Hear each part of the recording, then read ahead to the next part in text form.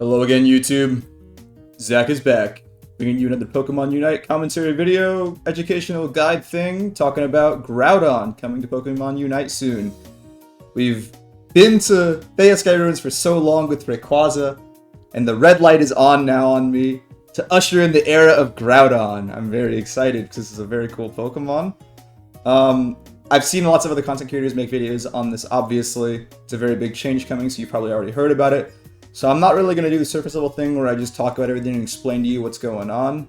I'll do that some, but I mainly want to focus on my analysis of that. So stuff that we know and we can draw conclusions from, I'm going to focus on more than things that are speculative or not really relevant right now. We'll get to all that in a minute though.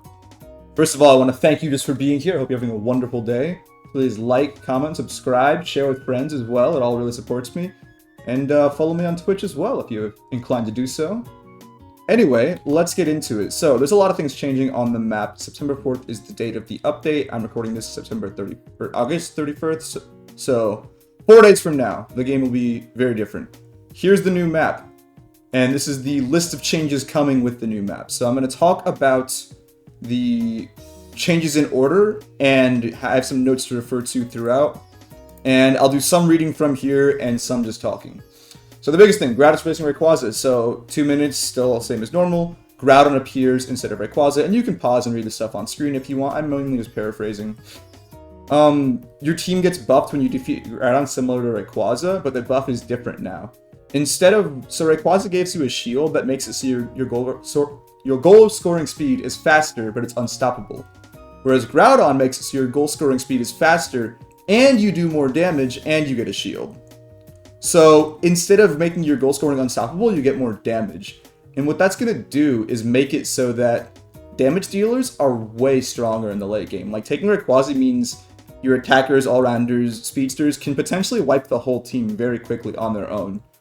Pokemon with burst damage become very, very good because obviously doing way more burst damage, right? So Pokemon like Latios with his late game burst become really strong. Absol becomes very, very strong. Cinderace is good, Decidueye is good. Pretty much any Pokemon that can do a lot of damage very quickly is very strong with this buff. Notably, since it doesn't make you unstoppable, it does mean that you have to be in the clear to score. Like, even if you can score faster, if they can interrupt you, you still can't score.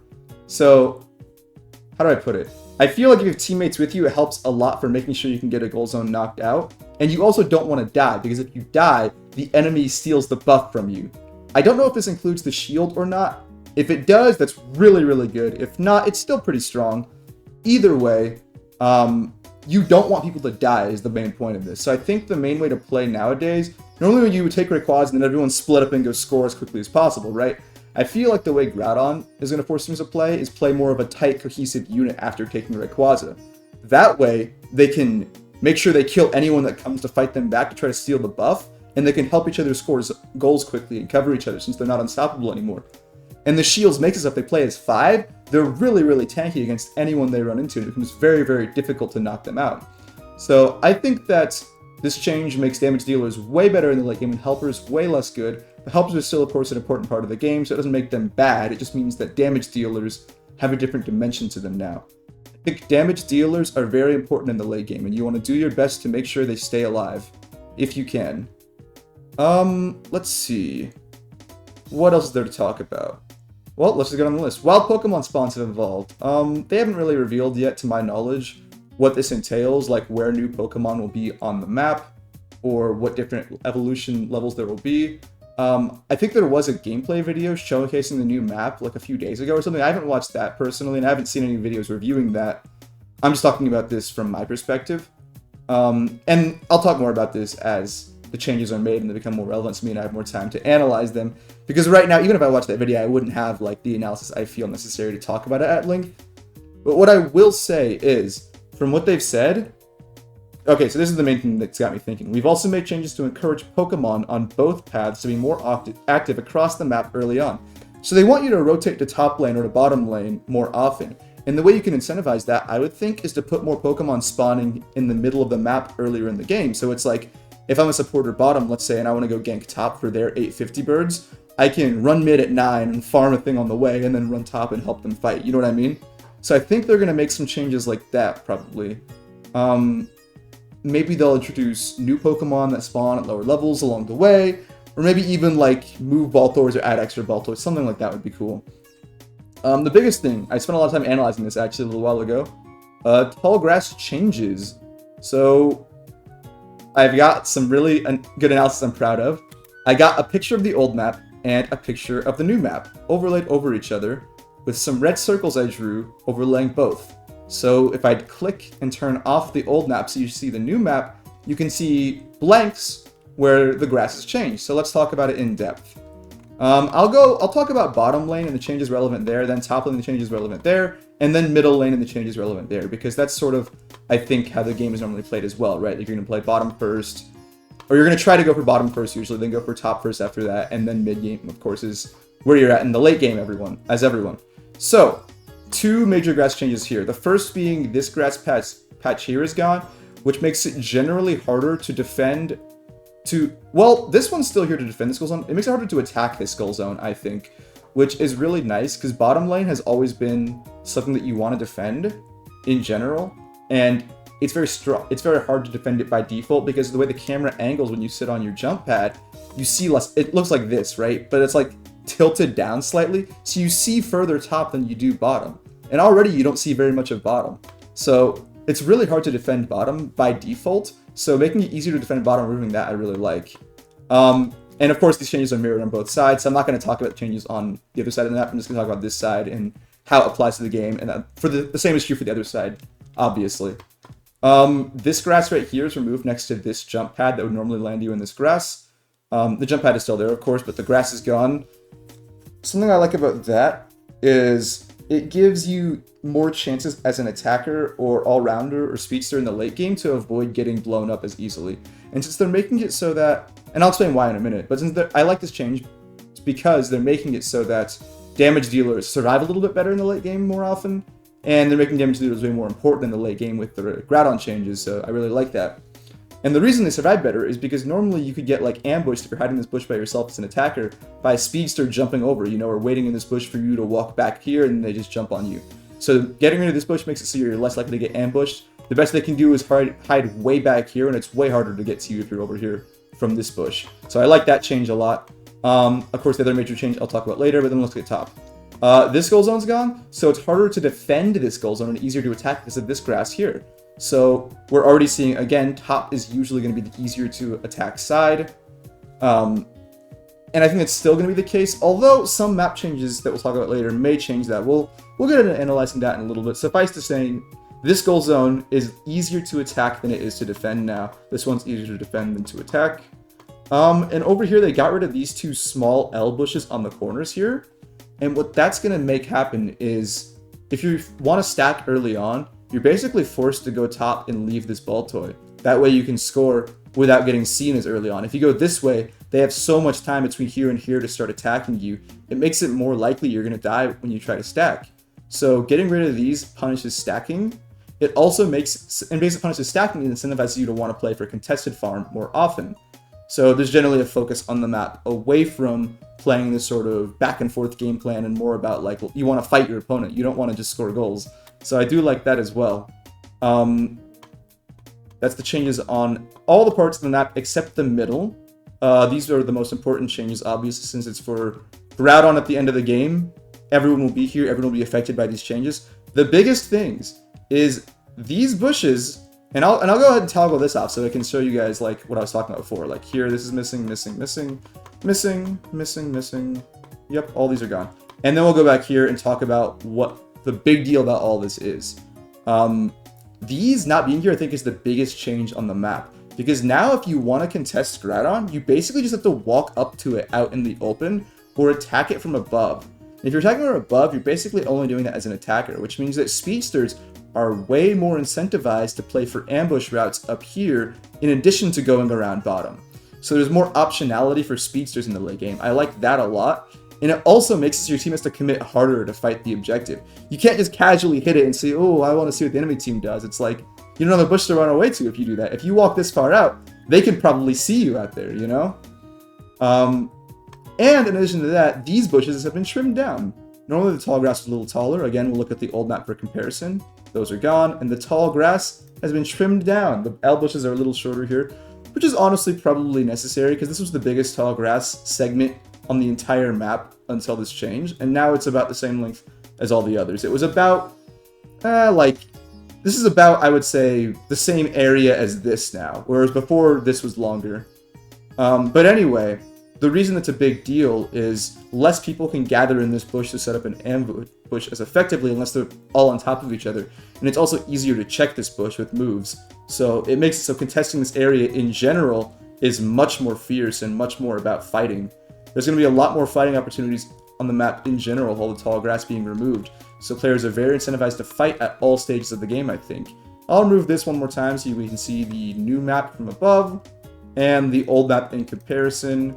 And I can even do this, where I can make the old map about 50% opacity, and then we can see both. And you can see the old grass is sort of see-through now. What else do I want to say in these map changes? I think one of the things that they're going to mention later in the article that I haven't gotten to yet is that they're going to change the goal zones early on, where this requires more to knock out than this does.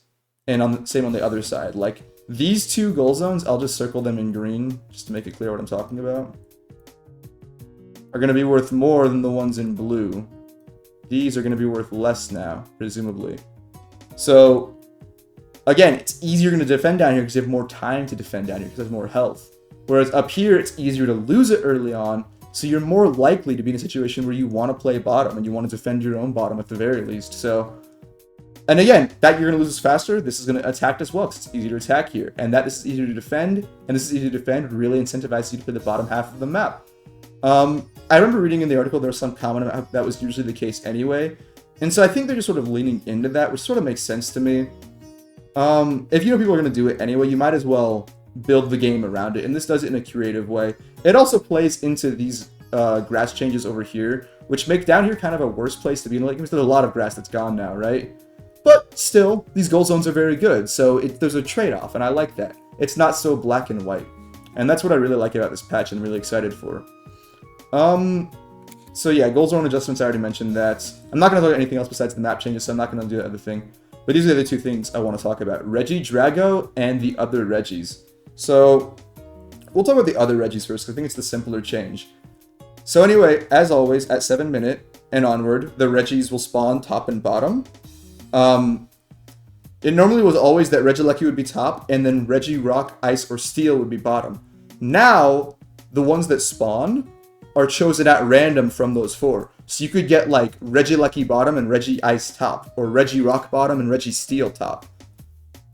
This is a very interesting change for two main reasons. One, it means that on average you'll be seeing Regieleki less. And the reason for that is, normally if both spawn the same amount each game, you're seeing Regieleki 50% of the time.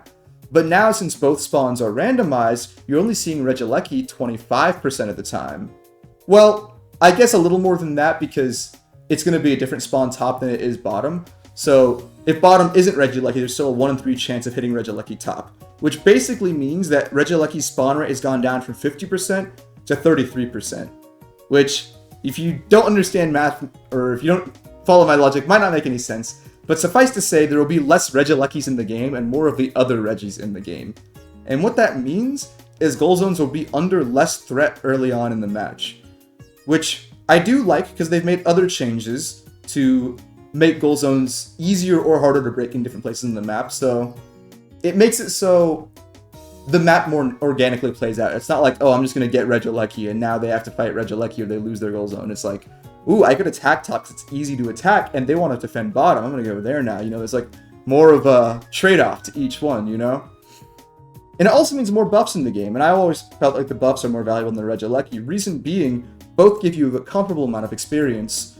But one of them gives you a buff that you can use to win a team fight right away and then get way more experience. Regieleki doesn't really do that for you. Yeah, you push their goal zone, but unless you're able to actually push it in, you don't gain anything out of the exchange. And in fact, if you start losing Pokemon or if you get wiped on the reverse, then you actually lose out in the exchange, and the buff would have been better for you. So I generally like buffs better, and so there being more buffs in the game I think is good. And it also gives you, again, reason to stay top. Like, oh, well, Regieleki's bottom, but hey, there's a Registeel top. Let's do Registeel and get that attack and special attack buff for our team, you know? Now there's more reason to play different parts of the map, and I really like that. It encourages adaptability, and it encourages planning ahead. The other big change in the map, the last thing I want to talk about, is Regidrago. So now, after a certain amount of time has passed, it says, it doesn't say how much, but it says mid-game mayhem. So I'm thinking either 4 minutes or 5 minutes. So it's either going to be the 6-minute mark, 5-minute mark, or 4-minute mark is what I'm guessing. After a certain amount of time passes, Regidrago will now appear in the central area. And the Pokemon, the one Pokemon that defeats Regidrago, will gain a temporary buff that increases their goal scoring speed. So it's sort of like a miniature version of the Groudon and Rayquaza buff, where now you can break a goal zone really quickly. Which can really help you in terms of knocking out a goal zone the enemy team's been defending for a long time bottom, or even knocking out the second one top if you already got the first one early. And then it says, of course, once Regidrago is defeated, either Regidrago will respawn again, or a Swarm of Altaria and Swablu will appear in its place. Probably just referring to the idea that if it takes too long for the team to KO it, it'll spawn like other wild Pokemon instead of Regidrago to there. So that's why I think that it's probably going to be the 5-minute mark Regidrago spawns. And then you can do that. And then if you do it quickly, another Regidrago spawns before Rayquaza. Or if you do it too late, Swablu spawn instead. Or the other way around. I'm not really too sure. That's a bit of speculation. But in any case, I think this is really cool. It's another chance to get a lot of experience in the mid-game. It helps some Pokemon reach their apex a little sooner, potentially. And it can be really valuable for your team. Like it says, it breaks stalemates. So it makes the game a lot more exciting, I think, all throughout. And it makes the mid-game more meaningful as well.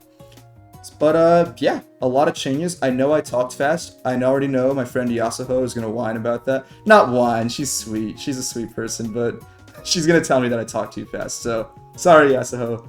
But for everyone, of course, who watched, thank you so much for watching. Thank you so much for listening. I really hope you enjoyed this video.